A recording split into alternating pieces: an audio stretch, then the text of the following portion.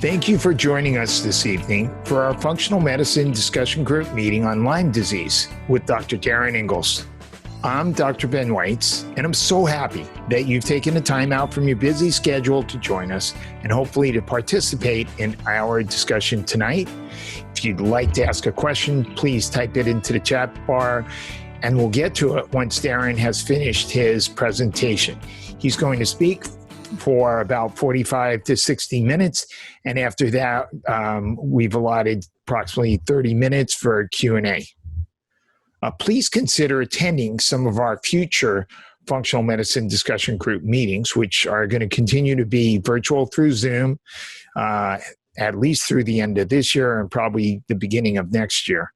August 27th, Dr. Chris Shade of Quicksilver Scientific will be speaking about heavy metal detoxification, and he's an awesome speaker, so that should really be good. September 24th, please mark your calendar. Another incredible speaker, Dr. Isaac Elias on the survival paradox. October 22nd, we will do a deep dive into how to understand a GI map stool test with Tom Fabian of Diagnostic Solutions. And November 19th, Dr. Stephen Stanford Lewis will be speaking to us about some GI-related topic yet to be decided. December will be off, and then we'll start up again in January of 2021. Please join our closed Facebook page, Functional Medicine Discussion Group of Santa Monica, so we can continue the discussion beyond this meeting. Please check out my Rational Wellness podcast, which is dedicated to all things functional medicine. You can listen to it on your phone through Apple Podcasts or Spotify, or you can watch it on YouTube, and video recordings of most of our functional medicine meetings for the last 3 years can also be found on my Weitz Cairo YouTube page. I've now posted over 166 episodes on my podcast, and there's some amazing information contained in these interviews with many of the top names in functional medicine, including this week's interview with Dr. Joel Kahn on lipoprotein A. So please subscribe and give me a positive review on Apple Podcasts. Metagenics is our sponsor this evening. So Kaylee Ogard, my Metagenics rep, is going to tell us about a few Metagenics products, after which I will introduce our speaker, Darin Ingels, and we'll get started. So Kaylee, Awesome. Let's see. Can you hear me? Yep. Hi, everyone. Thanks, Dr. Weitz. Like Dr. Weitz said, I'm one of the local Metagenics reps in Southern California. There are about 7 of us down here from LA down to San Diego. And I'm happy to put you in touch with your local rep if you would like to learn more about Metagenics. But I'd like to take this time to discuss one of our newer products, which is Hemp Advantage Plus. Hemp Advantage Plus features organic broad-spectrum hemp extract and a natural occurring biolipid called palmitoyl ethanolamide, also known as PEA. PEA is an endocannabinoid-like molecule that interacts with the endocannabinoid system, and PEA has been the subject of numerous clinical trials and studies with results that support its clinical potential for safety and for patients with chronic pain and inflammation. Studies have been conducted on chronic sciatic pain, fibromyalgia, osteoarthritis, and many other inflammatory conditions. If you'd like additional research about PEA, you can log on to the Metagenics Institute website at www.metagenics.institute.com. There are lots of podcasts, research articles, and just hot topics out in the functional medicine world there. You can always contact your local rep to learn more. And if you don't know your local rep, you can go ahead and shoot me a text. And my number is 310-321-8785. I hope that you all are doing well, and I hope I get to see you all in person soon. Thanks, Dr. Weitz. Absolutely. Thank you, Kaylee. So our special guest for this evening is Dr. Darin Ingels. And he'll be joining us for a discussion on Lyme disease. He's got a presentation for us. Dr. Ingels is a licensed naturopathic doctor in both the state of California and the state of Connecticut. His practice focuses on environmental medicine, with an emphasis on Lyme disease, pediatric acute onset neuropsychiatric syndrome, and chronic immune dysfunction. Dr. Ingels has published 3 books, including his most recent, The Lyme Solution, a 5-part plan to fight the inflammatory autoimmune response and beat Lyme disease. So without further ado, Dr. Darin Ingels. Great. Thanks, Ben. All right, so I'm excited to join you guys tonight. I wish we were all doing this in person, but this is the way life goes. So if you guys have questions, I think it'd be best if you go ahead and just go into the chat box and put your questions. When I get to the end of the presentation, we'll just answer them all then. It'll be easier than trying to disrupt the presentation. So let me share my screen. Ben, you need to enable me to share my screen. Let's see. What do I do? Go into the Zoom preferences. Multiple participants can share simultaneously. Is that right? That should work. Okay. Okay. Did that work? There we go. Okay. A couple of people reminded me to record. Okay, here we go. Hopefully you guys can see my screen. If there's a problem, I can't see the chat box, so just post it and Ben will let me know. Yeah. So today we're going to talk about Lyme disease and co-infections, diagnosis and treatment options. I've got about 45 minutes plus of material, and then we'll do some Q&A afterwards. So Lyme disease is near and dear to my heart. I'm a Lyme patient. I got contracted Lyme disease in 2002 and spent 3 years trying to get my life back. So I know what it's like for so many of these patients to really have to struggle with what can be sometimes a very debilitating illness. So to start off, just a little background on what is Lyme disease. Many of you already know this, but it's a bacterial infection primarily caused by Borrelia species, Borrelia burgdorferi being really one of the more dominant species. And it's transmitted primarily through the bite of a tick, specifically the Ixodes ticks, which are the deer ticks. There are a lot of different ticks out there in the world: deer ticks, dog ticks, wood ticks. The overwhelming majority of these cases are transmitted by deer ticks. Dog ticks, wood ticks, and other ticks have really not been shown to be major carriers of Lyme disease. They carry a lot of other diseases that can infect people and cause problems, but Lyme disease specifically is really more around the deer ticks. There is some evidence that perhaps other insects such as mosquitoes and fleas may transmit Lyme as well. To be honest, it's really speculative. There's just literally a few studies done in Europe on it. So again, the consensus is that the overwhelming majority of these cases are coming from tick bites. Is there a study about a mouse being involved in this too, that the tick bites a mouse, certain type of mouse? Well, ticks can bite any number of animal vectors. I mean, mice are probably the primary carriers more than the deer itself. So we call it the deer tick, but mouse, rabbits, raccoons, any of these furry little creatures can potentially carry these ticks and potentially be reservoirs for Lyme. Yeah. Okay. So in the early 70s, there was a mysterious group of cases of RA in children in Lyme, Connecticut. So if you didn't know, Lyme disease is named after Lyme, Connecticut. And juvenile rheumatoid arthritis is a pretty unusual condition. There were also several adults in Lyme, Connecticut that were also having this arthritic flare-up. So it took actually several years. They originally thought it was a rickettsial infection, which is a different kind of bacteria. And then they started sending samples to a guy named Dr. Willy Bergdorfer, who is a rickettsia expert. He worked for the government in Colorado, and it took him about 6 or 7 years to isolate that it was a spirochete. And the rule is when you discover the organism, you get to name it after yourself. So that's why it's Borrelia burgdorferi, named after Willy Bergdorfer. We know there's at least 5 different subspecies of Borrelia burgdorferi and at least 100 different strains of Borrelia in the U.S. alone, and really more than 300 strains worldwide. This becomes relevant because when we talk about testing, we are generally testing for one species, one strain, Borrelia burgdorferi. That's pretty much it. So if you've ever run a test through LabCorp, Quest, or your conventional reference lab, they're only looking at that one specific strain. So if your patient happened to have been exposed elsewhere and they have a different strain, there's a high probability it'll miss it on that test, and you'll get a negative test, which doesn't exclude the possibility of Lyme disease. And I'll talk a little bit more about that when we get to the testing section.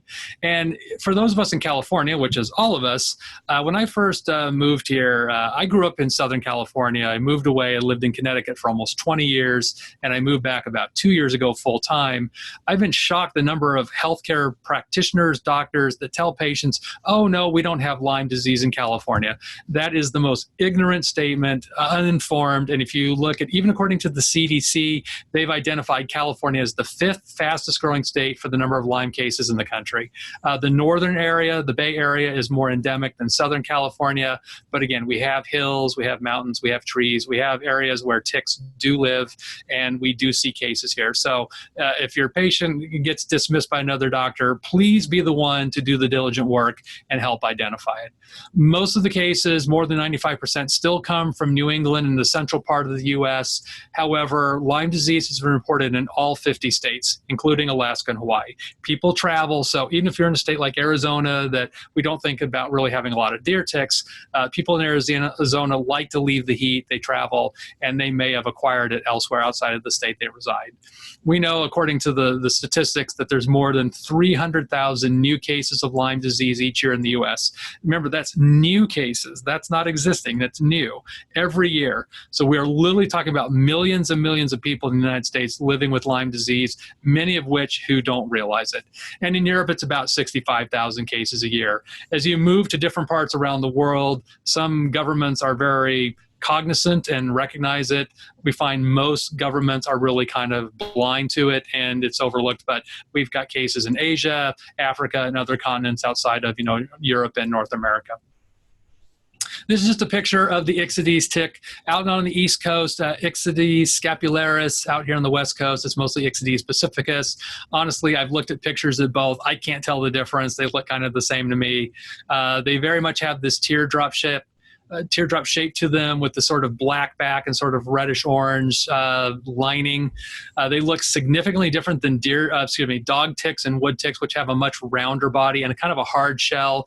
If you push on a deer tick, their outside is a little softer.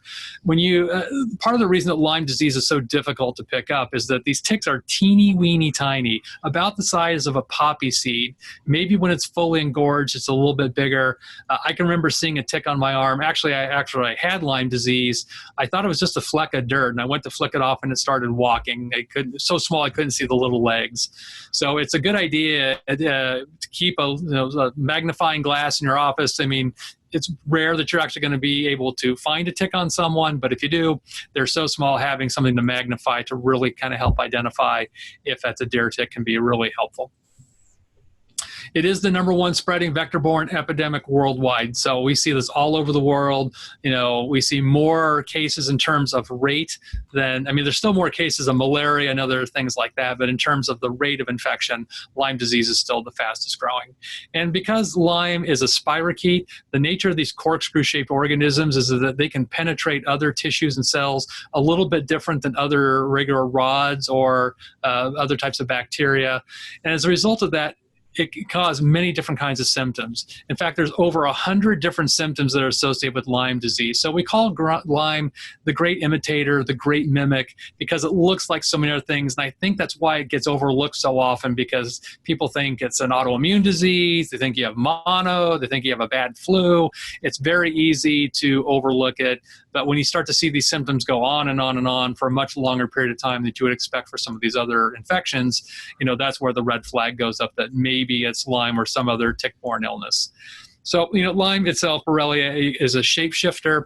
It can, if you see these pictures, there's always that long corkscrew-shaped form. It can literally ball itself up like a slinky, and that's called a cyst form or a round body form. There's also this cell wall deficient form and what they call an uncoiled filamentous form, which just looks like kind of a long straight line. And that's ability to shapeshift allows it to evade the immune system. It allows it to penetrate other cells and tissues. And again, that's what makes it a little bit more unique than other types of bacteria out there.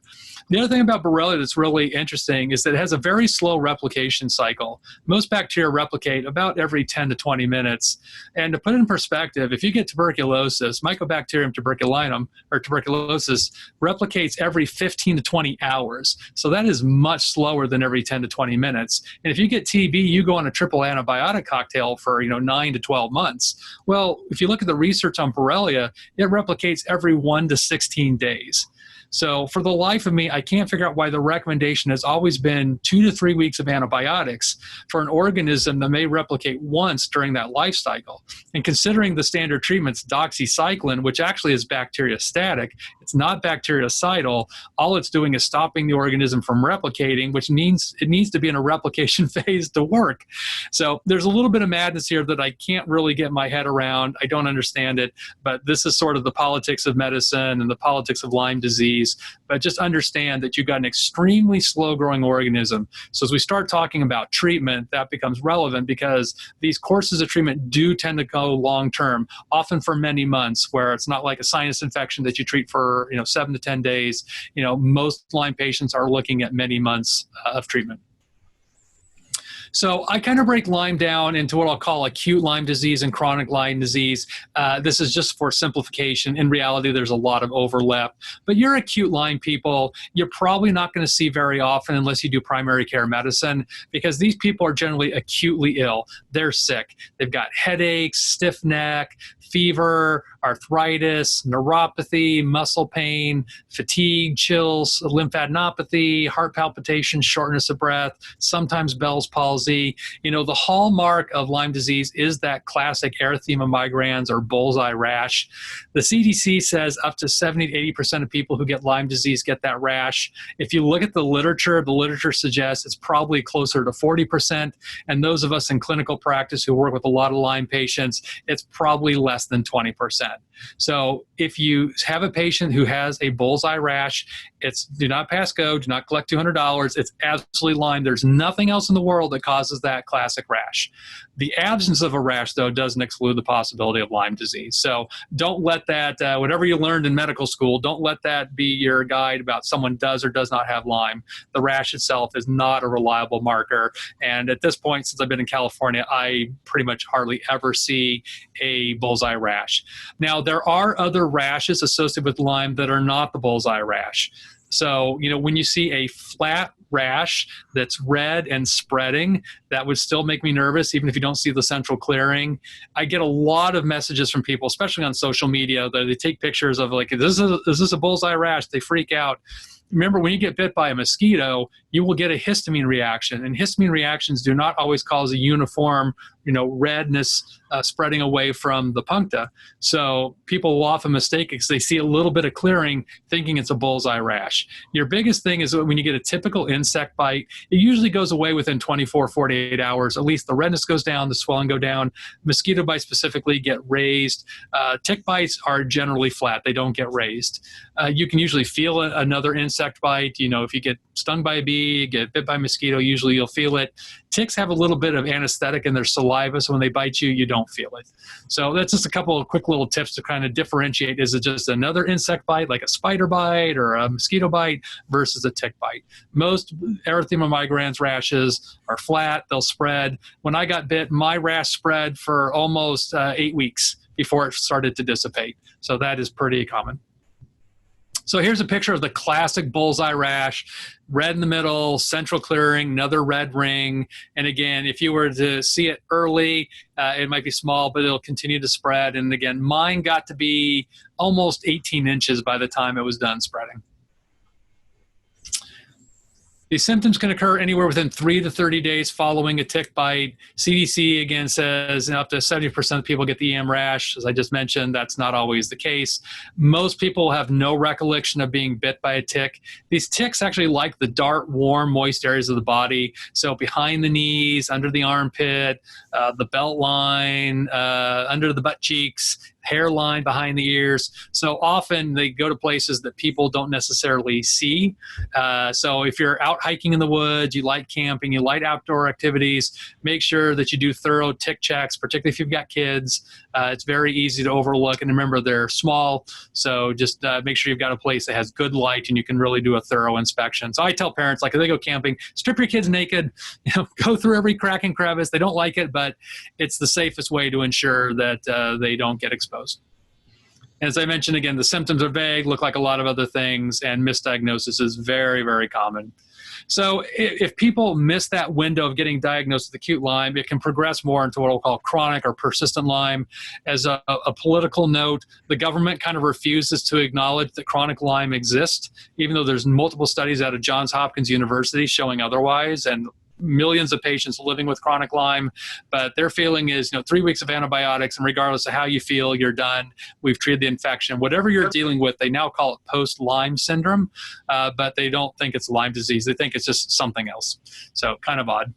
So, again, you can get the fatigue, but then you'll start getting more gastrointestinal problems, more neurological problems, memory loss, cognitive impairment, neuropathy tends to get worse and spread, sensory distortions, which is really a type of neuropathy, but burning sensations is a very common complaint, or this feeling of creepy crawlies under the skin, and wandering joint pain. Wandering joint pain is another hallmark of Lyme disease specifically. There's nothing else that we know in recorded literature that causes wandering joint pain. And what that means is one day it's my left shoulder, then it's my right knee, then it's my right shoulder, then it's my left ankle, and it just seems to keep moving. If you've got rheumatoid arthritis or other types of autoimmune arthritides, they tend to be the same joints. Now, they can come and go in terms of their intensity, but they tend to be pretty consistent. But with Lyme, it can be completely different joints altogether. Light and sound sensitivity, dizziness, vertigo, sleep problems, general rheumatism. There is a thing called Lyme carditis, which can cause, mitral valve prolapse, heart block, heart palpitations, chest pain. So I always send someone I'm suspicious has Lyme, or if I know they have Lyme, we've already diagnosed it. If they're complaining of chest problems, I always send them to the cardiologist, get a cardiac workup, and make sure they don't have Lyme carditis, because that can become very serious. Balance coordination problems. People say, all of a sudden I'm clumsy, I trip a lot, I drop things. What I call newly acquired dyslexia, where all of a sudden people start transposing their numbers, their letters, whether they're writing or typing. The brain has an element of inflammation.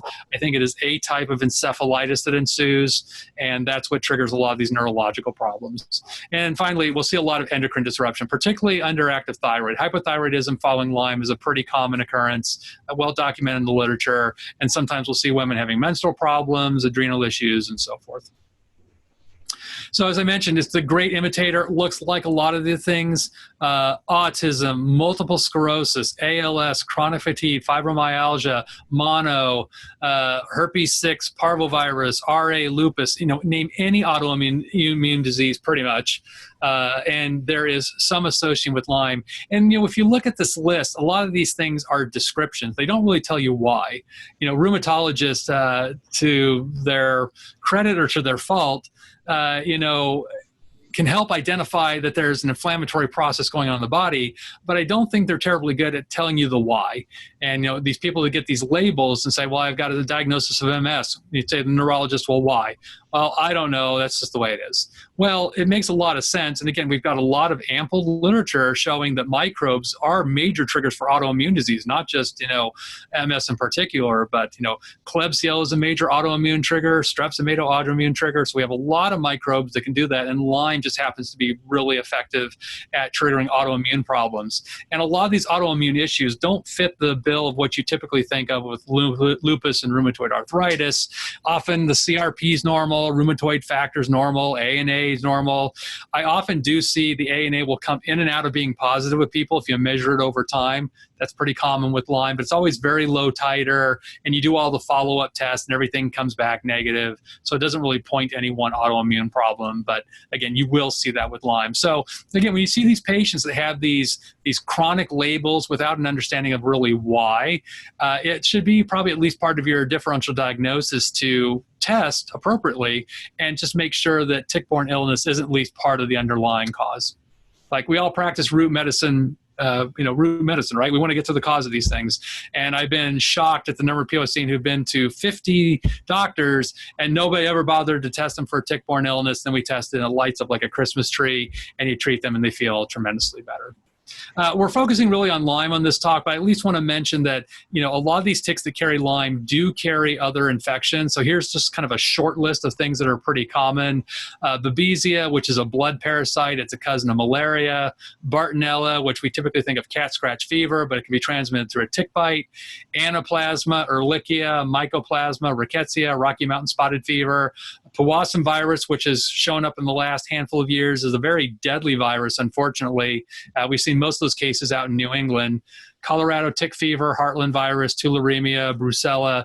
Every time I go to a Lyme conference, I swear this list of things that ticks transmit gets longer and longer, and it's exhausting when you're trying to do a workup with patients. So, just keep in the back of your mind that, if you're suspicious of a tick-borne illness, you probably want to test for the gamut.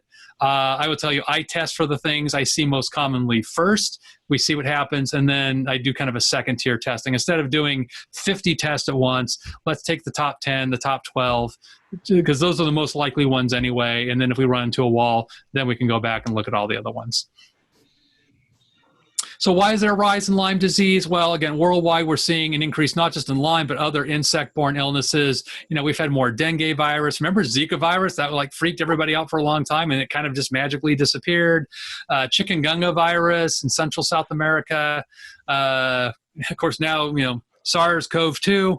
So we've got these, different infectious agents, particularly viruses that have been emerging for a number of different reasons. And really the World Health Organization attributes it to climate change. I didn't put the list or the reference here, and I apologize, but if you want it, message me and I'll send it to you. But the World Health Organization published a paper. It was actually pretty good. And basically, because we've got a warmer climate, that allows, ticks in particular need the cold to get killed off. And, New England, central part of the U.S. has been warmer overall. They're not getting those cold winters to really kill off the ticks. And therefore, the tick population continues to explode. Birds are migrating further away than they used to before, so they can carry these ticks to other places. There was one study that was done in Canada where they found that, birds in the U.S. can get as high as the Yukon. And so they can go pretty far ways, and therefore these birds have the ticks on them. They go somewhere else, carry the tick. Now the tick's implanted somewhere else, and it just starts a new tick population. So really, climate change is to partially blame for all this. So diagnosis of Lyme, I will tell you, this is extremely controversial. The CDC has a very hard line on it. And understand that when we talk about testing, the testing that's available out there through commercial labs was never designed to be diagnostic, ever. It was designed to monitor people that had known Lyme disease. So once we discovered Lyme back in the early 80s, they developed a test not long after. And again, they wanted to monitor people who had, they had the bullseye rash, the high fever, all the classic symptoms, and they wanted a way to kind of monitor to see how their progress was going. So if you go to the CDC's website, they will tell you today that Lyme is a clinical diagnosis. It's based on signs and symptoms, and particularly in people that live in endemic areas. And, you kind of have to rule out everything else. So you've got to rule out autoimmune disease. You've got to rule out other neurological issues if they've got neurosymptoms. So there's a whole process of trying to pinpoint, is it Lyme? And at best, what these tests tell you is, has your patient been exposed? It does not tell you they have Lyme disease. I can promise you, if we tested everybody in this country, we would find a huge number of people show evidence of exposure who've never had a single symptom. So it's kind of like SARS-CoV-2, right? We're testing all these people who have no symptoms. I think there's an analogy between Lyme disease that's kind of scary, but very, very close. And it's true for Lyme testing. So as I go through this, I will explain a little bit why that's so. So the typical CDC criteria is you run a screening test, which is an ELISA test. It's just an antibody test, IgG and IgM antibodies. If that test is positive, it flexes over to a Western blot, also looking at IgG and IgM antibodies. So to call a test positive, you've got to have 5 out of 10 IgG bands or 2 out of 3 IgM bands. And that's what they call a positive test. And in 40 years of research and understanding more about these antibodies, some being very specific to Lyme, some of them being very non-specific, I don't know why we've never changed that criteria and really just focused on the Lyme-specific antibodies. And, the way I think of it, if you've got a Lyme-specific antibody and it's there and it's strong, it's kind of like being a little pregnant. I mean, you are, you aren't. So what difference do you make if it's 1 or 2 or 3 or 4? Having evidence you've had exposure when you've got clinical symptoms is hugely important and relevant. So again, keep that in mind. So some of the pitfalls of this test is a lot of Lyme patients are seronegative, which means they just don't produce antibodies. Now, is it because they have an immune deficiency? Is it because they're so far away from their initial exposure that their immunity has naturally waned with time? There's any number of reasons that people don't make antibodies or don't make an adequate response. And as a result of that, this test might look negative. We don't have good technology to date that measures Borrelia directly in the body. There was a lab in Pennsylvania that was doing a Lyme culture for a while. They got shut down by the FDA. So we don't really have any direct Borrelia testing in the body. And for a Lyme, an antibody to be considered positive, it has to be at least 60% of the control. And I was a former microbiologist, medical technologist before I was a doctor. I used to do these Western blots for a living. And the one thing that's very odd is that when you run pretty much any lab test out there, if you're running a CBC or a CAM panel, there's always a low, a medium, and high control to represent that there's a gradation of what represents normal. And with a Western blot, there's not. It's black, white, yes, no. So they set this threshold at 60%. So what that means is that the CDC's perspective is that if you've got Lyme, you make a ton of antibody. You make a lot of it.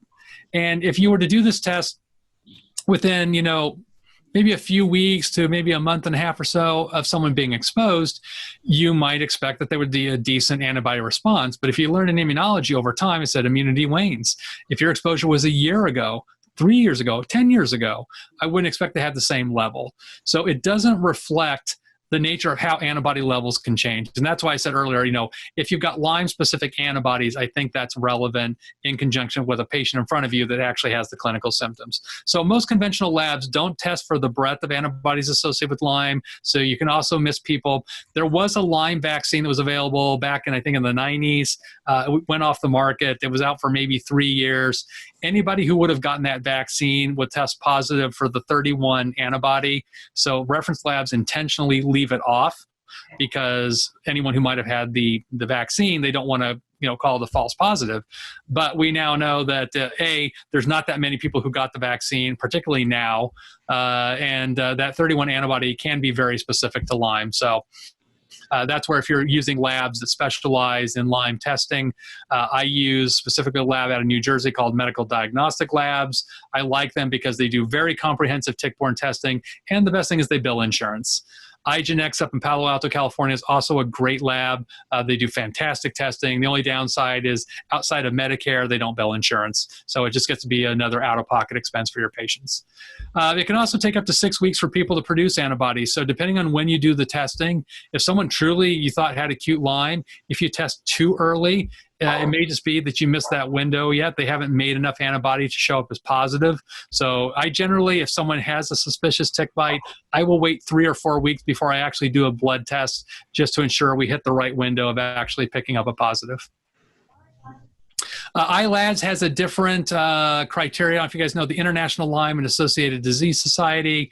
They have their own criteria where, again, it's more of kind of explain looking at these Lyme-specific antibodies and not really following the hard line, 5 out of 10 IgG or 2 out of 3 IgM antibodies that the CDC sets. And again, really based more on clinical symptoms. But again, you do have to rule out other inflammatory, other autoimmune conditions as part of your process. So let's jump in a little bit to talk about treatment. So you've gone through this whole process. You've got this patient who's got clinical symptoms. And I didn't put a slide, but I should mention it. Dr. Horowitz, Richard Horowitz, who's kind of a Lyme guru in the U.S., he has a questionnaire called the MSIDS questionnaire. He has actually validated this questionnaire in clinical studies and found it is a reliable marker on the probability your patient has Lyme. So if you have a patient that just can't afford the testing or for any reason maybe that's not available to them, you can always have them. It's a free download online. They can take the questionnaire, and if they score high on it and they have the clinical symptoms, you can probably feel pretty good. And I think you've got some teeth in justifying your treatment because, again, this study actually, or this questionnaire actually has been validated in clinical studies. So there is evidence that this is a reliable way of identifying those people that have been exposed to a tick-borne illness. One more time, the name of that questionnaire? It's the MSIDS. Okay, thanks. Yeah. So first and foremost, I think, diet plays a huge role. We're hearing this again with SARS-CoV-2, that people who are overweight, obese, diabetic, they are some of the highest risk people of getting SARS-CoV-2. I think these are also the highest risk people of getting Lyme disease. So, getting people to start eating healthy, nutritious, nutrient-dense foods is important. However, we know from the research that eating what I call an alkaline diet, I didn't start that, there's plenty of books written about an alkaline diet, but it's not really a diet in terms, it's not calorie restricted. It's not a diet to lose weight. This is a way of people learning how to eat. And what I like about it is that it doesn't restrict calories. It's not really that restrictive. So people can actually follow this. Some of the diets out there, like keto, for a lot of people is really challenging. They can't stick with it. This is a diet I find people will actually stick with. And the alkaline diet's based on the premise that as you eat certain foods and they break down in your body, they become alkaline forming. So it's really about shifting your tissues, your cells to be more alkaline. With the exception of the skin, the stomach, the bladder, and for women, the vaginal area, which are very acidic to protect against outside invaders, by and large, the rest of your body is mostly alkaline. So we know that the enzyme systems work best, cell repair works best, and really an alkaline state. So it's not about the pH of the food, it's how the food breaks down your body. So for example, lemons, if you squeeze lemon juice on pH paper, it's very acidic. However, when you drink lemon juice, it actually breaks down and makes your body very alkaline. So, we're not talking about blood pH, by the way. I get this from time to time. They're like, well, blood pH is, very tight. That's stupid. We're not talking about blood pH. Yes, you're right. Blood pH is 7.2 to 7.4. Up or down, you're dead. So this has nothing to do with changing blood pH at all. This is really about changing cellular pH. And again, there's a lot of studies out there that validate this. So what I recommend for people when they're transitioning their diet, just go ahead and buy that pH paper at the pharmacy. It's really cheap. And 30 minutes after they eat, have them go pee on the strip. And we really want to see their urine pH above 7.2. Some people like doing saliva pH. I find salivary pH is a bit more variable because of all the other microbes in the mouth. But if that's easier for people, that's another way. But I do like the idea of doing urine pH better. So just talking about some of the diets, I've really broken this down to 3 categories for people. The first category are foods that can be consumed as often as people like. I won't go through all these. I'll let you read through it. But basically, it's mostly vegetables. Most vegetables, thank goodness, and seaweeds are very alkaline forming. Avocados, citrus fruits, by and large, sweet potatoes, and so forth. So some nuts and seeds, there are some grains, legumes, some oils, some beverages. I deviate a little bit away from the Gundry work about lectins. My personal opinion, I don't think lectins are as pro-inflammatory as suggested, considering most of the world, their staple foods are high lectin foods, and yet autoimmune disease, allergies are extremely low in these countries. My clinical experience with Lyme patients is that they eat legumes, and outside of the normal farting, they actually do pretty well. So I think that's okay. Category 2 are foods that I like to restrict to about 20-25% of their dietary intake for the week. And you'll see this is a lot of fruits, some grains like rice and so forth. It's all the animal proteins, meat, eggs, fish, some of the oils. And the reason is when these foods break down is they're either neutral to even slightly acidic. So that's why it's not that they can't have it. We just don't want it to be the bulk of their diet. So I think if you kind of go back to our true paleo forefathers, we didn't kill every day. We killed when we could. So we still foraged off the land, ate mostly plant-based foods, and then had some, mixed in animal protein. And I think this kind of reflects that a little bit better. And, people always say, well, do I have to do 20%? What if I do 30 or 40? Hey, look, you know what? Check your urine pH. And if you can maintain your pH, in an alkaline state, then it's fine. So, this gives the opportunity of each of your patients to play around with what works best for them. There's no hard and fast rules here. Again, this is just my experience in working with Lyme patients that this works very well. It's sustainable, it's nutrient dense, and it gives them all the things they need to heal. And then the last part here is really just foods to avoid. So, these are dairy products. There's probably a million reasons we could talk about why to avoid dairy products. dried fruits, some of the nuts listed there, any junk food, artificial foods, processed foods, condiments, oils, and beverages. The biggest one that gets a lot of my Lyme patients is coffee. Coffee is very acid forming. I mean, again, the pH of coffee itself is like 2 or 3, right? It's very acidic. So I do have some people that will drink a little bit of coffee every now and then. And again, if they're eating so well with the rest of their diet to balance it, then it's fine. So for your heavy coffee drinkers, maybe have them scale back. Someone told me that there is a low pH coffee. I have yet to find it yet. If it exists, great. Again, the easy way is just check urine pH and make sure everything's okay. Beyond getting the diet, get the gut in good working order. The next step is really to start targeting the Lyme itself or some of these co-infections. So I want to just talk through some of the herbal protocols I use. I didn't really talk about it, but I'll just give you a quick synopsis. Antibiotics early on in Lyme disease can be very effective, and I'm certainly not opposed to it. However, when you get further and further away from your exposure, the odds of antibiotics being effective go down. And I've seen patients literally have been on antibiotics for 6 years, 8 years, 10 years, 12 years continuously to treat Lyme disease, and they've not improved. And you have to draw a line in the sand, when do you get to that point where the treatment is worse than the condition. And when you're on long-term antibiotics, I guess depending on which ones you're on, obviously you're disrupting your normal gut microbiome, which you need to have a healthy immune system. And there's also a greater potential to damage your mitochondria. And we know that Lyme itself can damage mitochondria. So if you're Lyme patients that are tired, have problems with, wound repair, tissue repair, if the mitochondria don't work well, it's going to be really, really hard to get over that hump if they're on hardcore antibiotics. So, with antibiotics, you're really just targeting, killing the bug or at least stopping the bug from replicating. With herbs have so many other components in it that they're anti-inflammatory. They help promote better circulation. They help boost your immune system. So we get multiple functions out of herbs that we just don't get with antibiotics. So a lot of potential upside. And there's this myth out there, let me dispel it very quickly. Well, they're not as strong as antibiotics. And that's not true at all. There's actually a handful of studies out there looking at herbs compared to antibiotics, albeit in vitro, and across the board, the herbs tend to be more effective than the antibiotics and can kill Lyme in multiple forms, where antibiotics typically only address Lyme when it's uncoiled, normal spirochete form. So the first protocol I want to talk about was developed by Dr. Lee Cowden. Dr. Cowden here is a cardiologist out of Dallas, and he started working with a company called NutriMedics. They're based out of Jupiter, Florida. And these herbs are all wildcrafted out of Peru, down in South America in the Amazon jungle. So I like these herbs for a lot of reasons. Again, clinically, they can be very effective. If you guys want to do a little more research, there's a doctor named Eva Shapi. It's S-A-P-I. She's at the University of New Haven, and she's published a handful of studies looking at these herbs specifically in vitro with Lyme against different antibiotics, doxycycline, rifampin, and a couple of others. And again, she found that the herbs were actually more effective. So there's some evidence that these are effective. Clinically, I've been using these for almost 20 years. I find they work really well for patients.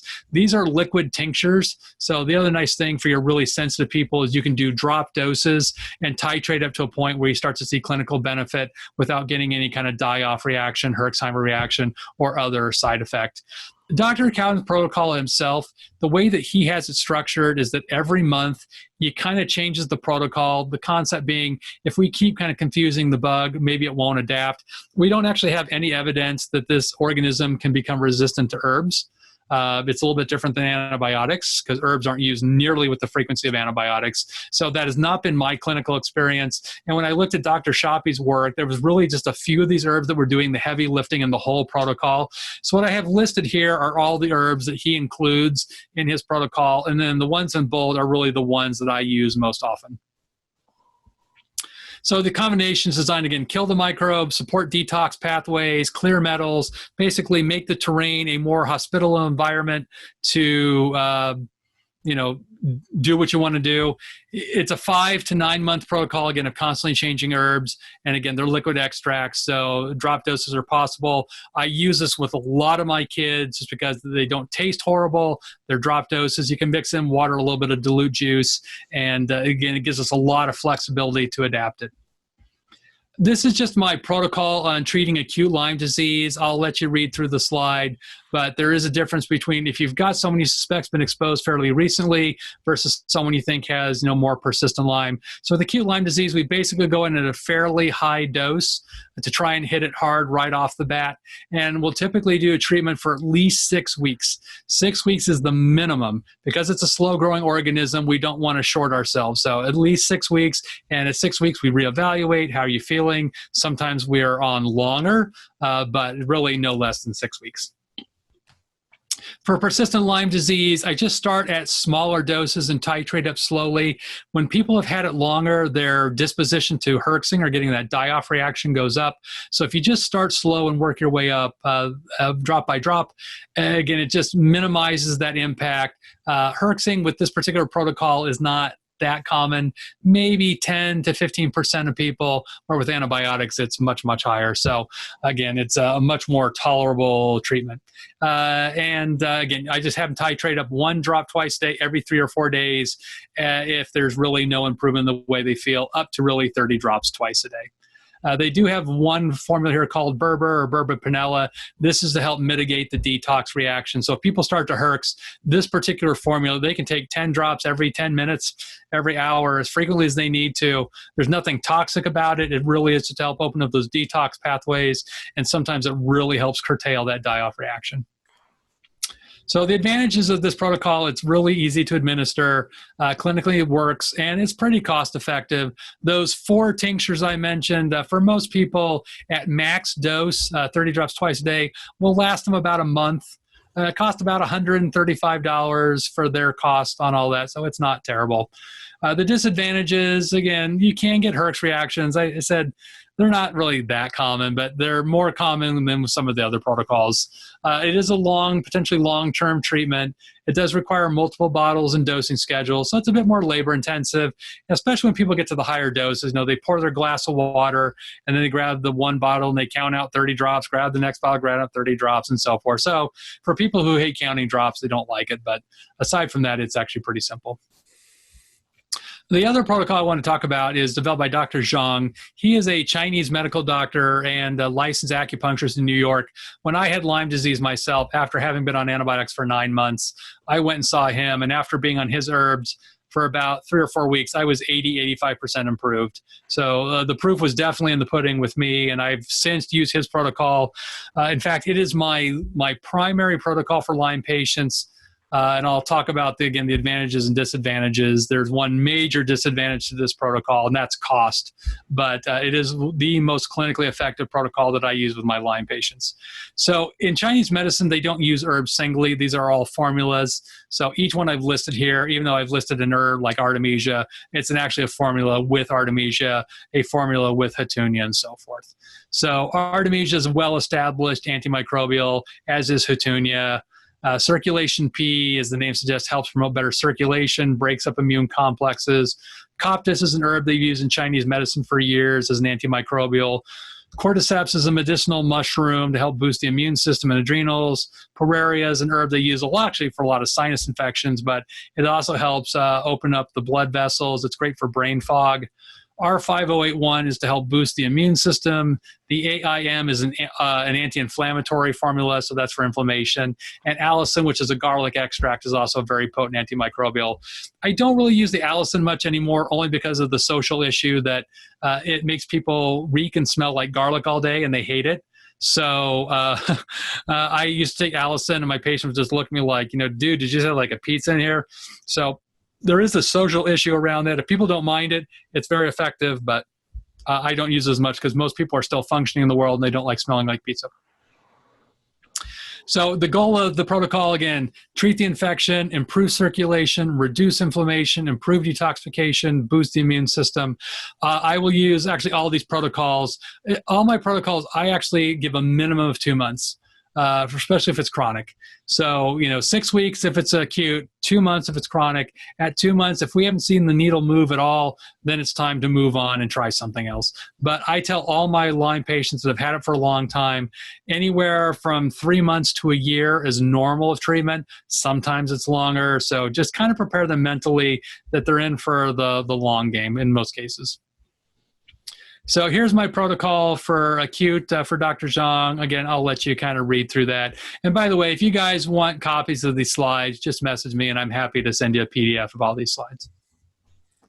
And then for persistent Lyme disease, with the Zhang protocol, there's not as drastic of a difference.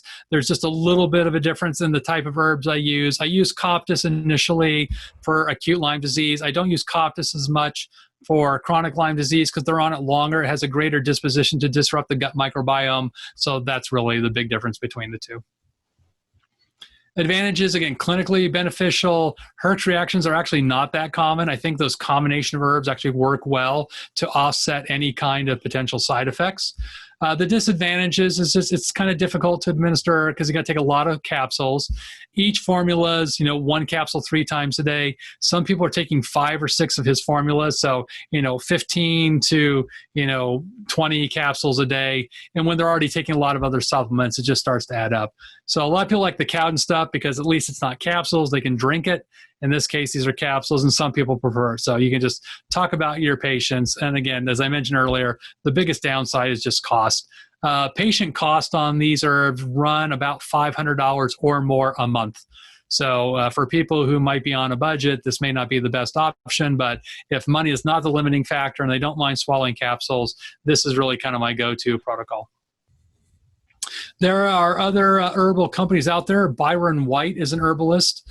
He's developed different formulas. The biggest difference is that his formulas are really based on what your patient has. So if they have Lyme disease, they get AL complex. If they got Babesia, they get ABAB. If they have Bartonella, they get ABART. So each one of his formulas are really kind of targeted towards the bug. He also does have formulas, again, for detox and so forth. So that one is not so much a protocol as you, the practitioner, picking and choosing what you think is appropriate for that patient. These herbs are very strong. Herxing is extremely common with these herbs. So we use teeny tiny doses of these herbs. They are liquids, they're tinctures. So again, if you're going to use these, just have them start really small, 1 drop a day, 1 drop twice a day, go up very slowly. Most patients don't tolerate more than 6 to 8 drops twice a day. So again, it's very concentrated herbs and they pack in quite a punch. So again, these therapies are really targeted towards the organism and just a little bit different than the Cowden stuff. Advantages, again, clinically it works for some people, very easy to administer because usually there's less product, less drops. Disadvantages is herxing's pretty common. Again, it's still long-term treatment, and each bottle's pretty expensive. Each bottle to the patient is around $100. So if they're getting multiple bottles, that can add up pretty quickly. Other herbs that I at least want to mention, Stephen Buhner has written 2 excellent books on treating Lyme with herbs. He's an herbalist. Highly recommend picking up his books if you're interested in using herbal medicine in your practice and you already don't. He uses Japanese knotwood, cat's claw, andrographis, wireweed, yellow dye root. Hopkins actually published a study earlier this year looking at, I think it was 17 or 19 different herbal extracts and just look to see which ones were most effective in treating Lyme. And Japanese knotwood and cryptolepis were actually at the top of that list. So good evidence that these herbs work well as well. The problem with the Buhner protocol I had, at least early on, is that he never had one company that made all the different herbs. So you, as the doctor, the patient, had to go find different companies that made each individual one and put it all together. So it was just kind of labor intensive to get it put together. But now I think there's a couple of companies that kind of make everything. I think Research Nutritionals makes a lot of these herbs and so forth. So Beyond Balance is another great company. I use a lot of their herbs. It's a little bit more akin to some of the Byron White stuff that, there are herbs that are developed by Susan McCamish, who's an herbalist.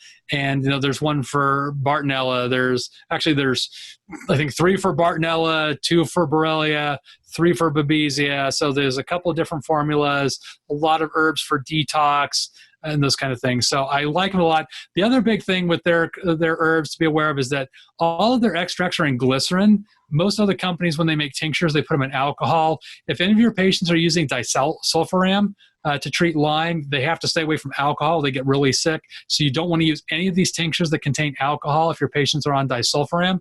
But you can use Beyond Balance because they're in glycerin and it's perfectly safe. And there's a lot of other herbs out there, again, that help support the immune system, have antimicrobial effects, they're anti-inflammatory, help improve circulation, reduce pain. So again, if you look at the fundamental aspect of what these herbs are doing, there's a lot of overlap between these different protocols. Breaking down biofilm is another important aspect of treating Lyme. A lot of bacteria in your body make biofilm. That by itself is not abnormal. In fact, it's essential for these bacteria to survive. It so happens that Lyme is exceptional, or Borrelia is exceptional at making biofilm. So by breaking down that biofilm, it's easier for us to, whatever we're using as our therapy, plus your own immune system to actually get to the microbe. You know, if you look at some of the studies on biofilm, you have to use up to 250% the amount of drug to get the same effect when biofilm's in place versus when it's not in place. So again, biofilm itself is not abnormal, but we do want to help kind of break it down to make our treatment more effective. So there's a lot of enzymes on the market that help break down biofilm. I use a lot of serrapeptase. I use nattokinase. I use lumbrokinase. They have different price points. I think if you look at the research on cardiovascular disease and the fibrinolytic effect of enzymes, lumbrokinase is the most effective by about 10-fold over nattokinase. Serrapeptase is probably somewhere in between. But lumbrokinase is an excellent biofilm disruptor. When we think about biofilm, again, it's not like popping a balloon. It's really dissolving. So it's a different process. When they say biofilm busters, again, we're not just popping it. It's just really kind of breaking it down. I kind of had the discussion with patients about, what they feel comfortable with. Battle nattokinase is probably $20 and change. Serrapeptase is probably around $40. Lumbrokinase is about $100. So again, if it's a cost factor, lumbrokinase may not be the best option, but it does work quite well. Interface Plus is a product from Claire Labs that has EDTA and serrapeptase in it. I've used that quite a bit, and that works pretty well for people too. So the trick to taking all these biofilm disruptors is you do want to get these enzymes between meals. So we don't want them to become digestive enzymes for their food. We do want them to break down their food, or to get absorbed into the bloodstream without food. Coconut oil itself is actually a natural biofilm disruptor. I don't ever really give it as like a supplement. I just tell them, use coconut oil in your cooking and use it on your food. And most people can get a decent amount of coconut oil in that case. N-acetylcysteine, NAC, this is an amino acid that we use a lot to break up mucus in the body. It does help break up biofilm, 200, 600 milligrams TID. Just be aware if you're going to use NAC long-term, it can deplete zinc and copper, so make sure they're supplementing with those. And also make sure you don't ever give NAC to anyone who's got a stomach ulcer. It will make them significantly worse. Low-dose immunotherapy. This was developed by Dr. Ty Vincent. If you guys haven't been exposed to LDI, I know there's a handful of us here in Southern California. I know Dr. Harani has been using LDI. We use LDI. And the concept behind this is that if your immune system starts treating the organism as an antigen instead of, as an allergen instead of a pathogen, that changes the part of the immune system that gets engaged. And that's what really triggers these autoimmune reactions. So we want to alter the way the immune system is reacting to these bugs. We want to downregulate really that Th2 dominant response that drives allergy and autoimmunity. So we don't want to interfere with Th1 that's going to go right after the organism and eradicate it. And we find that that's exactly what this does, is that it seems to modulate that reactivity. It's based on the concept of molecular mimicry. There's something in the molecule that's similar to our own tissue. So in the immune system's effort to get rid of, in this case, Lyme disease, it actually starts cross-reacting with your joints, your brain, your nerves. When I was writing my book, I came across all these references showing how Borrelia targets these different human cell tissues. And it just makes a lot of sense of why we get this broad scope of different symptoms, because again, it does target, those different tissues. So again, this is a way to try and help modulate that immune response. So the goal really is to promote tolerance to the offending antigen using homeopathic doses of nosodes. So if you guys aren't familiar with homeopathy, a nosode is basically a homeopathic microbe. So they take strep, they take staph, they take, whatever it is. It's been irradiated, it's killed, it can't reproduce, it can't cause disease. And then you just dilute it out in homeopathic dilutions. And then we mix it with an enzyme called beta-glucuronidase. And this enzyme was found actually kind of by mistake that whatever you mix it with would actually help build immune tolerance to it. So this is really, LDI stems out of another therapy called LDA, or low-dose allergy therapy. Used to be called before that enzyme potentiated desensitization. And that was a way of treating allergies like, food allergies, mold allergy, pollen allergy, dust, dog, and so forth. And so Dr. Vincent had been doing LDA, kind of said, well, it makes sense that what's happening with microbes is very similar to what's happening to these other allergens. So he just kind of started experimenting with different nosodes and found clinically it was working really well. And we've now been doing it for 6 or 7 years, and there's maybe a couple hundred doctors around the country that have trained with him on doing it. And again, clinically, I have found for a lot of my patients, it has been a game changer in their Lyme treatment. So if you're ever interested in learning this, I can get you the information to contact Dr. Vincent. He's got some online YouTube videos you can watch for free.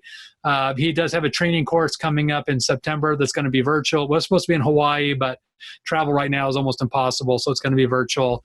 And you can go through and get all the details on how to do this in your practice. But it's a fairly easy thing to utilize.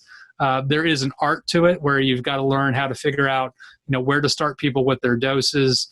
Generally, kind of like, if you got a sensitive person, you're starting them on a drug, you start on a low dose and then kind of incrementally go up in small amounts until you kind of hit that target dose. So the antigen we select is really depending on what we think is triggering the symptoms. If we think Lyme is the trigger, that's what we use.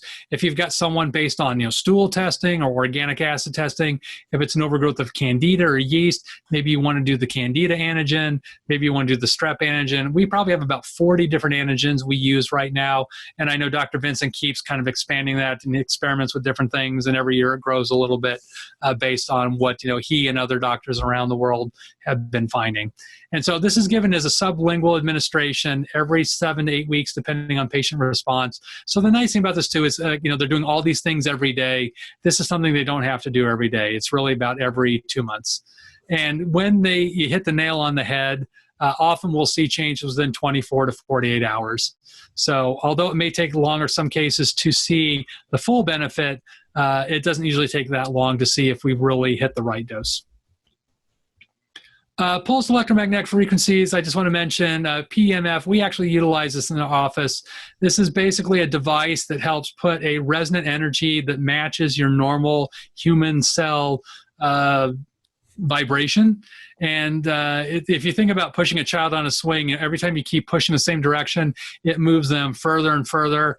It's kind of the same thing. So our bodies get exposed to so many frequencies that are against us, Wi-Fi and cell phones and things of that nature that probably inhibit our own natural frequency. This is a way of kind of restoring that. We've got almost over 1 million receptors on any given cell, and applying the right EMF can really help stimulate these receptors to alter cell function. The goal is really to find the right frequency that stimulates the body towards better health. We always talk about the chemistry of the body. We pretty much ignore the physics of the body. So I think getting down at that level of intervention, it's nice because it's safe, it's easy, you don't have to worry about side effects. It's a very gentle way to try and help facilitate tissue repair in a very easy way. There are professional devices. There are devices they make for people's homes that they can do at home. The professional devices obviously give you more options and different ways to treat people. But again, for people who like the therapy, there are plenty of companies out there that make devices you can use at home. The benefits is improved circulation, decreased pain, reduced inflammation, faster recovery after injury, faster healing of skin wounds, and acceleration of nerve regeneration. So much of this is important for our Lyme patients that, I found some people do remarkably well with this therapy. Like physical therapy, they do need to do it somewhat frequently. We recommend doing 2 sessions a week when they come to our office. If they've got a machine at home, they can probably do it every other day. But you don't necessarily need to do it every single day to get the benefits. Germans have published a ton of research on this. There's literally over 1,600 studies on the use of PMF.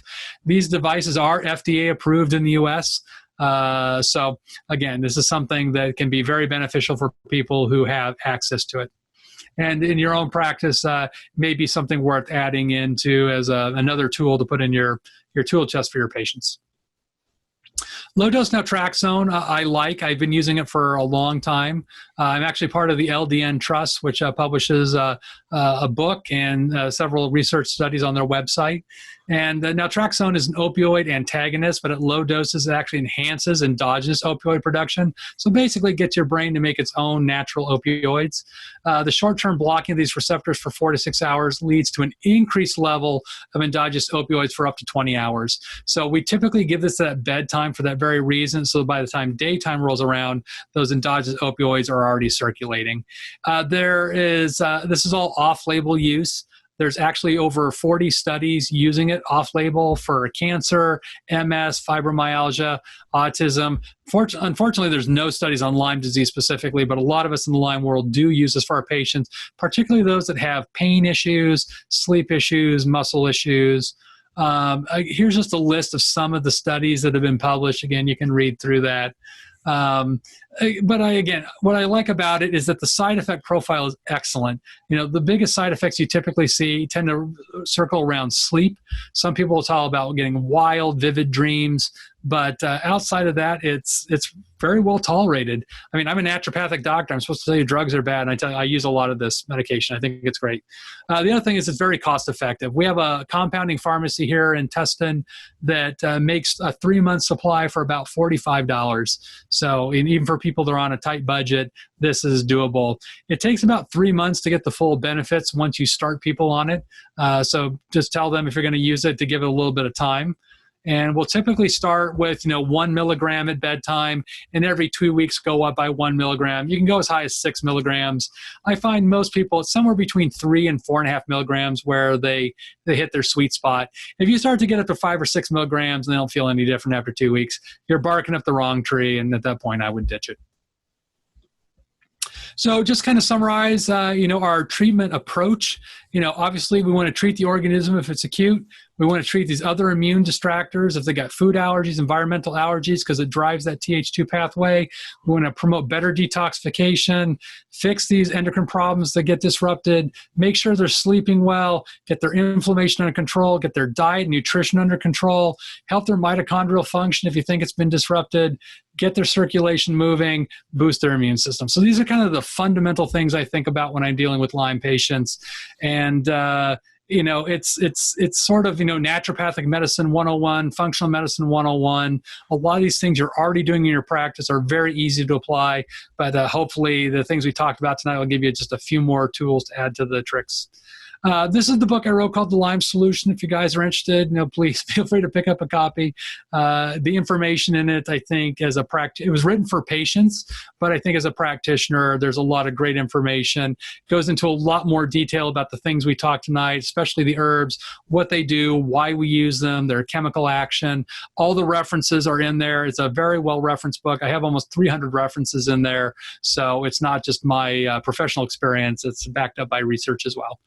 And just in conclusion, here's my information if you want to follow me. My information, I talk a lot about Lyme and tick-borne illness. If you've got follow-up questions, there's my email address and phone number. And I think that concludes the talk tonight. So I'm open to any questions. That was a lot of information, Darin. Yeah, let me stop sharing my screen here, and we'll turn it back over to the video. Perfect. Okay. So let's see. Some of the questions that have come in about sharing the slides with me, and I could send it out in an email. Something about weaponized ticks released by the Department of Defense. Well, that's been hearsay. The thing with that is that there's a little place called Plum Island off the coast of Connecticut, which is a government research facility. So the theory's always been is that something got off the island, got to Connecticut, because Lyme, Connecticut is sort of across the pond, the Long Island Sound from Plum Island. It's all hearsay. And then Chris Newby came out with a book last year, I think, or maybe the year before, where she interviewed Willy Bergdorfer, seemed to suggest that, ticks were being weaponized. It's hearsay. Maybe it was, maybe it wasn't. At the end of the day, at this point, it doesn't matter. For people who've been infected, that's what we have to deal with. So, we don't really know. There's no concrete evidence that that's a fact at all. She took some of Willy Bergdorfer's words and I think twisted it a little bit to make it sound like it was fact. And, like we know our government does things to weaponize, viruses and bacteria. I'm not sure the benefit of weaponizing a tick. Again, that's not my area of expertise, but to date, we have yet to really see any hard evidence that that's true, unfortunately. Which PEMF device do you use? So we have one from a company called Lenosis. They're based out of Fort Lauderdale, Florida. Okay. There's a lot of good companies. There is another company based out here in Southern California. If you guys are interested, off the top of my head, I forget the name of the company, but if you message me, I'll send you their information. I'll contact with their rep. So is the type of PEMF device you have the one where you lay on a mat, or is it the coils that you put on part of the body? So the one that we have, there is a big mat that you put behind your back. We have people, we do it in a recliner chair. And then depending on the protocol we're using, there's different leads that you connect to their wrists, their chest, their ankles. And so each protocol tells us where you need to connect each lead. And so what that one's doing is that it's basically getting feedback through the skin during the protocol. So that one's a little bit different. Some of the coils you kind of put around your body or on your body. So there's a lot of different variations of PMF devices. So, talk with different reps. And again, the price ranges are enormous. I've been talking with Lenosis for years before we actually bought our machine. We bought their professional machines called the Cellcom. It's $18,000. A lot of these good ones are about that price range. And then we charge, I think we charge $75 a session when people come in, because it's a set it and forget it. Once you get them set up, you set it and then you walk out of the room. You don't have to stay in there with them. So our tech, our MA sets them up and then leaves. And what's the main benefit that patients notice? To PMF? Well, it depends what their primary symptoms are, but sometimes it's improved energy, better mental clarity, better sleep, less anxiety. They feel less stressed. We put like an adrenal protocol in all of our Lyme patients because they're all stressed. They're sick, they don't feel well, sometimes against circulation. I had a woman who came in, she was a new patient, came in a wheelchair. She could walk, but it was very hard for her. She did one session of PMF for about an hour and a half, and she stood up from the table. She pushed her wheelchair out. She didn't get in it. She's like, no, I'm fine. And she walked out. I'm like, oh, that was amazing for one session. So that's my N of one, and the asterisk that results not typical. But again, for people who are sensitive, that may be enough. So you use your Lyme protocol to try to treat the Lyme. When do you start looking at things like heavy metals and mold and some of these other things? Is that something you tend to look at once the original protocol is not getting the results you want, or is it based on history? In reality, we're talking about Lyme disease. In clinical practice, we're always looking at everything. So if I have someone who, based on their history, has occupational exposure, I may test for heavy metals at the same time. If I know that they've been in a mold damaged building or I'm suspicious, I'll test them for mycotoxins. We'll do mold allergy testing. So, it's not like we're only looking at Lyme, we're looking at the whole person. So, I'm doing all this simultaneously. But let's say you find mold and mycotoxins, or mold and Lyme and heavy metals. Do you treat one and then the other? Is there an order? You treat them all simultaneously. Yeah, if they're both problems for patients, I have heard other practitioners say, well, you have to treat the mold before you treat Lyme. That makes no biological sense. It's never the way that I practice. I treat them simultaneously, and I find that works perfectly fine. If we're giving people, glutathione to mobilize, which is good for their nervous system in Lyme anyway, and then we're still using a binder to help, pull out mycotoxins, it's perfectly fine to do in conjunction with the Lyme treatment. So, it gets to be kind of a pain because sometimes people are taking more stuff than I would prefer, but I don't think it's fair to patients to make them wait if they've got a problem that you're not specifically addressing. So my approach is really just to, try and cover as many bases without overwhelming them. And how often do you have to work on gut health? Always. Yeah, I mean, goat health is an ongoing thing. I mean, my Right. feeling is, I mean, depending on the nature of what their gut was prior to us working together, but, I want them to having, 1 to 2, healthy bowel movements a day, no undigested food, blood, mucus, easy to pass. They're not straining. So if we can get to that point, then I kind of feel like our work with the gut is good. And that, at that point, they're maintaining it through their diet and lifestyle. They're eating good nutrient dense foods. They're getting good sleep to promote better peristalsis. They move their body. So as long as they can maintain it with their lifestyle, then I don't think we have to keep giving them, tons of stuff to keep, healing the gut. And since Lyme is a chronic disease, do you find that after 6 months or a year, patients need refreshers, or is there it's sometimes maintenance dose of herbs that people take long term? Well, not unless they're having symptoms again. Now, I've had plenty of patients that get to the point where they're pretty much symptom-free, they're doing great, and then some big stressor hits their life, whether it's a death of a family member, a divorce, whatever it is, and then we'll see relapse of symptoms. So I think stress is that one trigger for a lot of Lyme patients that can make them slide back very quickly, even if they've been doing well for a very long time. I think the patients I've seen who really take to task, their ability to maintain their diet and lifestyle, even when those stressful events happen, they're less prone to the effects of it. The people who kind of let themselves go a little bit and get kind of lax on that stuff are more prone to it. So, yeah, I mean, my goal is to get people to the point where they're functioning at a high level and hopefully symptom-free. It's challenging, but it does happen. I also tell my Lyme patients, don't ever go on social media.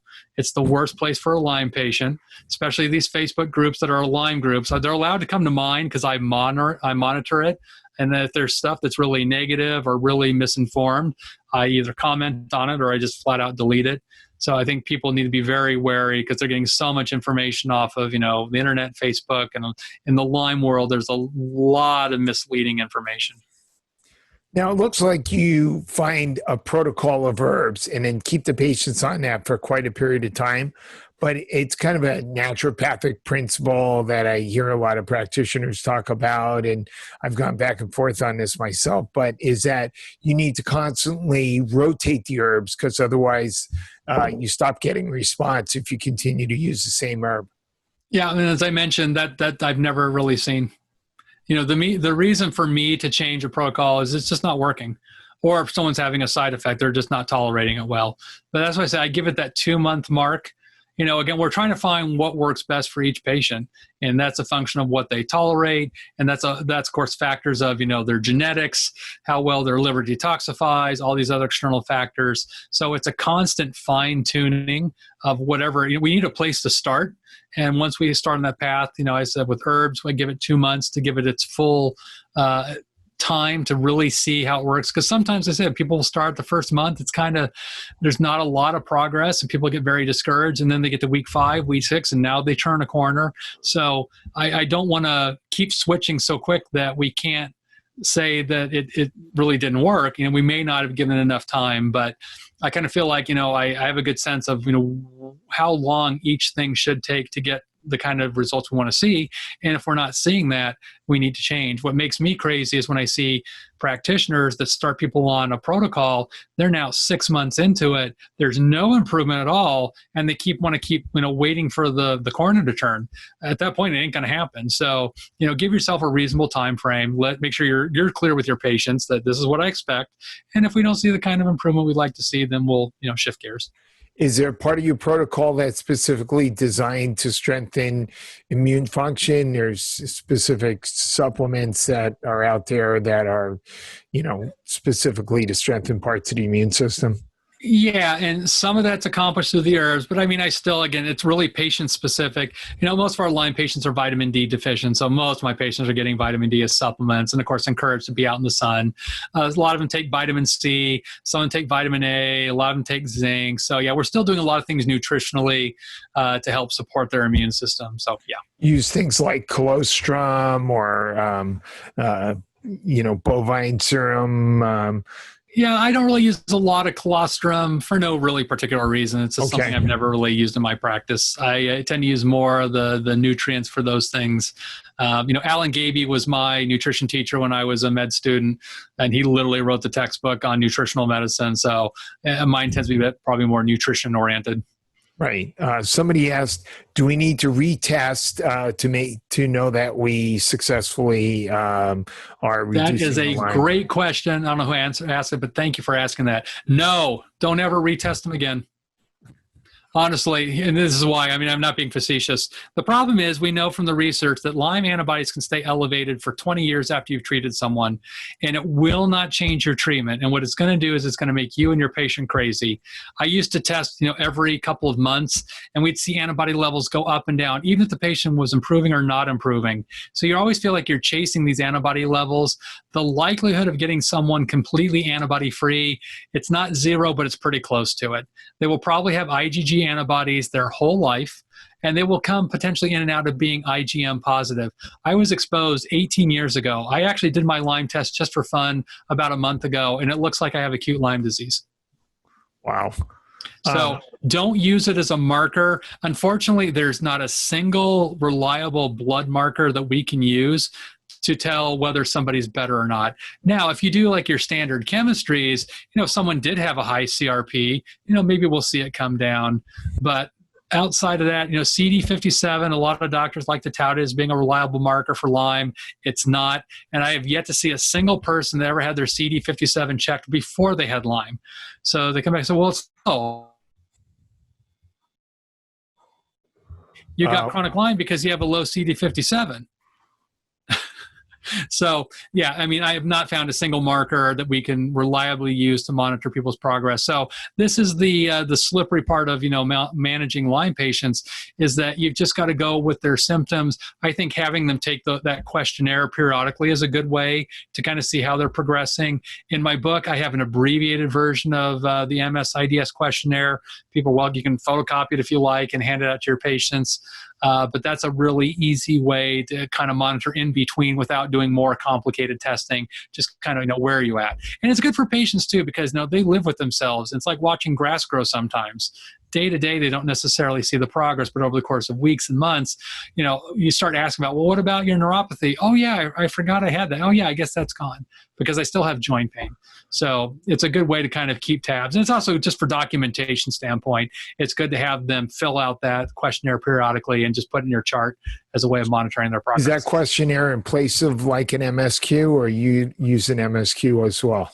No, it's different than the MSQ. Okay. A couple of people asked about Rife, and somebody asked about MagnaWave.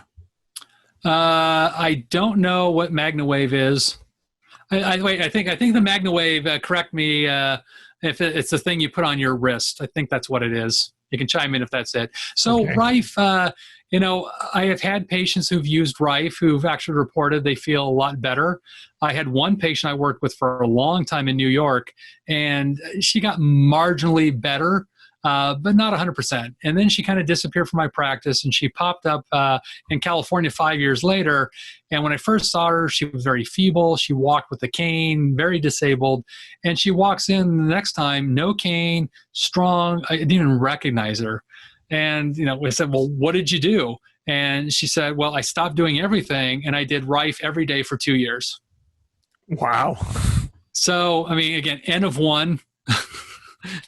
Take it for what it's worth. I have several other patients around here in Southern California that have Rife machines.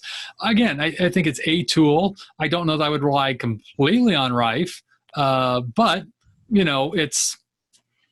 it's another tool. I think, the concept behind it makes sense. The whole thing is that you're putting a frequency in the body to disrupt the organism, much like an opera singer breaking a glass with their voice. It's the same kind of concept. There's a practitioner here in Orange County who's been doing Rife for 40 years very successfully. Again, it's not the first thing I go for, but if you've got patients asking about it, if they're interested, I don't see really a lot of harm to it. And you can buy some of these Rife machines for under $1,000. They're not super expensive. And, they just got to learn how to, dial in the right frequency. So. The FDA doesn't like it at all. They think it's nonsense, but I never argue when people tell me they do something and they get better. And I've had enough people over, a 21-year career telling me that they did it and they felt better. So, and I've rarely ever had someone tell me that they tried it and they made them worse. So. Somebody asked about Cellcore. It's another line of supplements. Yeah, it's just another company. I've not used their products in particular, but if you look at the ingredients, again, there's a lot of similar concepts behind the products in there. So again, I don't have any experience using their particular products. I've got about 8 other companies I work with, and they all work well. So I've never had to kind of deviate to try something new. But yeah, I mean, if you've used it and it works, then I think they're fine. Okay. So I think that's a wrap. That's a wrap. Well, thank you guys very much for joining us tonight. And as I said, if you guys are interested in getting a copy of the slides, just email me and I'd be happy to send those to you. Absolutely. And if we want to contact you, what's your website? Yeah, all that's on the last slide. I'm at, my website's just DarinIngelsND.com. Okay. And all of my information is there if you're interested. And your book's available through Barnes & Noble and Amazon. The books, yeah, Amazon, Barnes & Noble. Not that you can go anywhere to buy a book anymore, but... Thank you, Darin. All right, great. Thanks, Ben.